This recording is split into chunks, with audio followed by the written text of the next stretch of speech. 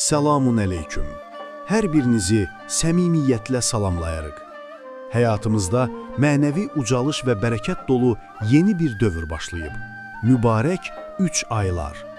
Bu aylar Rəcəb, Şaban və tacı olan Ramazan ayıdır. Rəcəb ayının gəlişi ilə biz artıq Ramazana doğru gedən bir yola qədəm qoyuruq. Rəcəb ayı 21 dekabr tarixində başlamışdır. Uca Allah bu ayları bizə rəhmət və məğfirət qapılarını açmaq üçün bir fürsət edib. Hədis-i şəriflərdə buyurulur ki, Rəcəb ayı Allahın ayıdır. Şaban ayı mənim, Peyğəmbərin, Ramazan isə ümmətimin ayıdır. Bu aylar sanki bir-birini tamamlayan 3 pilləkəndir. Rəcəb ayında toxum əkilir, Şabanda sulanır, Ramazanda isə məhsul toplanır. Bu aylarda edilən hər bir ibadətin, yaxşılığın savabı qat-qat artırılır. Bəs biz bu bərəkətli zamanı necə dəyərləndirməliyik? Oruç tutmaq.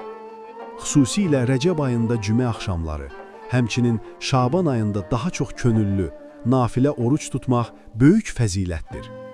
Peyğəmbərimiz sallallahu aleyhi və səlləm Şaban ayında digər aylardan daha çox oruç tutardı. Tövbə və istiğfar. Günahlarımızdan səmimi qəlbdən peşman olub Allaha sığınmaq. Əstağfirullah zikrini dilimizdən əskik etməmək. Qur'an-ı Kərim qiraəti. Qur'ana daha çox vaxt ayırmaq, onun mənasını öyrənmək. Nafilə ibadətlər. Gecə namazları qılmaq, zikri və salavatı artırmaq. Sədəqə və yaxşılıq.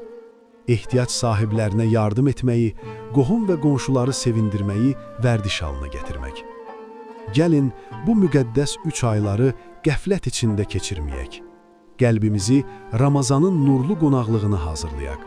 Allah Teala bu ayların fəzilətindən hamımızı faydalandırsın və ibadətlərimizi qəbul etsin. Amin.